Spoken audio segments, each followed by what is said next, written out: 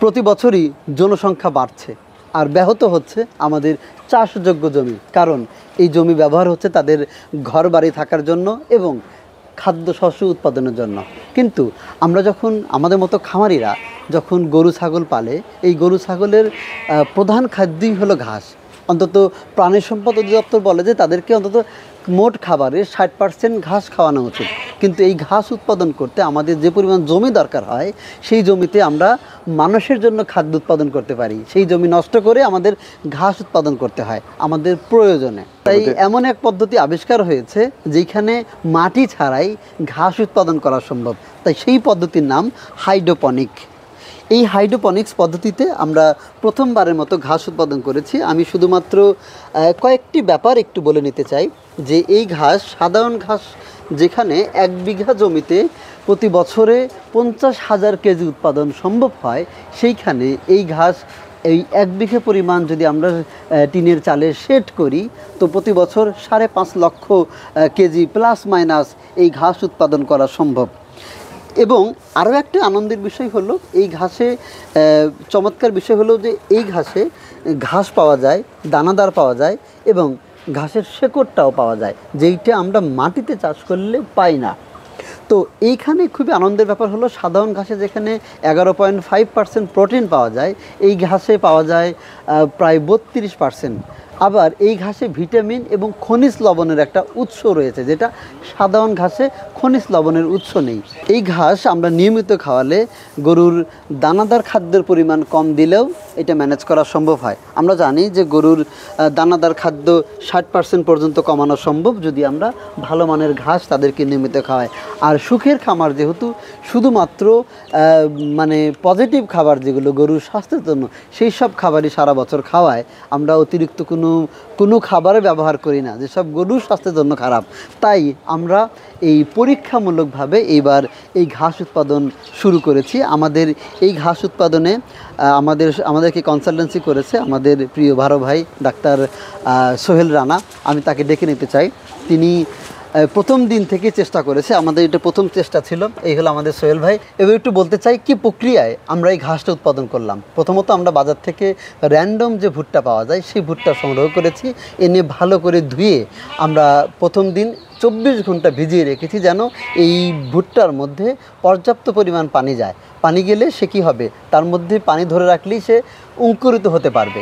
এরপরে এইটাকে আমরা 48 ঘন্টা একটা বস্তা, ভেজা বস্তার মধ্যে, চটের বস্তার মধ্যে আমরা একটা ছায়াযুক্ত জায়গায় এটা রেখেছি। এরপর 48 ঘন্টা পরে আমরা এরকম ট্রেতে বিছাইয়া দিছি। এরপর প্রতিদিন শুধু পানি দিছি, দিনে 5-6 বার করে আমরা পানি দিছি। এইটাই শুধু করছি এবং আমরা যত্ন করছি, দেখছি যে পোকা ধরলো কিনা বা অন্য জায়গায় হলো কিনা। আজকে তার 7তম দিন ট্রেতে দেওয়ার পর থেকে। তো আমরা একটু প্রথমেই দেখব এটা কয় ইঞ্চি পরিমাণ উঁচা হয়েছে এবং ওজন কেমন পেলাম আমরা, তাহলে সেটা চেক করি নাকি বলেন আপনি? জি, ওকে। তাহলে আমরা একটা র্যান্ডম, আপনি একটা মাপেন যেটা আপনার মাপতে ইচ্ছা করে। চলেন যাই, এখান থেকে শুরু করি। 2-3টা ঘাস আপনি মাপেন। এইখান থেকে হলো 1 নাকি? এই পাশ থেকে আমরা এখান থেকে দেখব ট্রে থেকে প্রায় এইটা হলো 12 ইঞ্চি। এটা প্রায় 12 ইঞ্চি হয়ে গেছে, প্রায় এই পুরোটা 12 ইঞ্চি, 10 ইঞ্চি হয়ে গেছে। এই যে ঘাস এই মাথা পর্যন্ত না 11 ইঞ্চি প্লাস। প্রায় আমরা আরও একটা যদি, সবগুলো হয়তো হয় না, আমরা র্যান্ডম আর একটা যদি ধরি, ঠিক এইখানে এটাও 10 ইঞ্চি পরিমাণ হয়েছে, তাই না? হ্যাঁ 10। তার মানে মোটামুটি ম্যাক্সিমামগুলোই আমরা 10 ইঞ্চি পাচ্ছি। এইটা যদি একটু ধরি, ও এইটা আবার 7 ইঞ্চি দেখাচ্ছে। তার মানে কিছু আছে ছোট। আমরা যেটা দেখেছি যে কিছু প্রথম দিনই অঙ্কুরিত হয়েছে, তারা একটু বড় হয়েছে।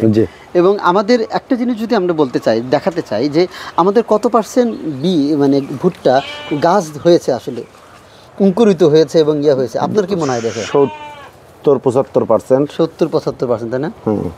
তার মানে আমরা র্যান্ডম যেটা চুজ করেছি সেটা যদি এরকম হয়, তাহলে আমরা যদি আরেকটু ভালো বীজ সংগ্রহ করতে পারি তাহলে আরও এটার রেজাল্ট আরও ভালো পাবো। দেখেন না কি সুন্দর। আমরা এখনই খাওয়াবো, তার আগে আমরা একটু চলেন মেপে দেখি প্রতিটা ট্রি। এখন এভাবে বোঝা সম্ভব না যে কতগুলা বীজ নষ্ট হয়েছে। আমরা ওজন করলে একটা এস্টিমেট পেতে পারি। চলেন না মেপে দেখি। আমাদের এটার ওজন আসছে 4 কেজি 820 গ্রাম। সবগুলো তো আমরা মেপে দেইনি, ইচ্ছা মতো দিছি আর কি। আচ্ছা, আমরা গেল একটা এইবার আর একটা দেবো, এটাতে মনে হয় 5 কেজি পার হবে আর কি, 5 কেজি আপ আছে। হ্যাঁ, 5 কেজি 340 গ্রাম। 4 নম্বরটা দেন দেখি আমরা দেখতে থাকি। এটাতে মনে হয় একটু বেশি হতে পারে, ভাবে বোঝা যায়। হ্যাঁ, 5 কেজি 380। ওই যে সরান লড়ান করা হয়েছে। এটা 4 কেজি 600। আর আমি আগেই বলে রাখি, আসলে আমাদের যে বীজটা এটা হচ্ছে লোকাল, এমনি বাজার থেকে Random একেবারে। কেনা, একদম র্যান্ডম আর কি।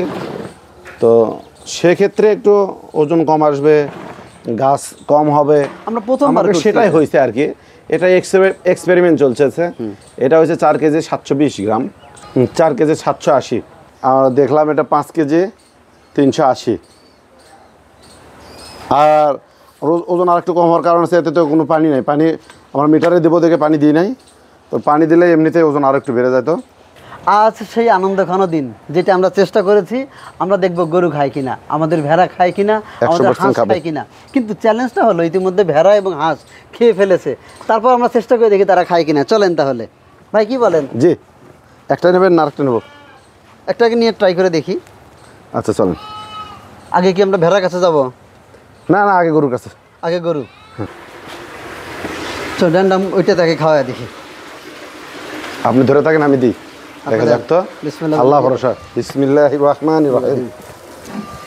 এবার একটু আশা করে যাচ্ছে খাবে। এনে দেন। এটা কি কাছে হবে ওর জন্য? খাতো বাবা, দেখেন তো একটু খাওয়া। দেখেন দেখেন দেখেন দেখেন।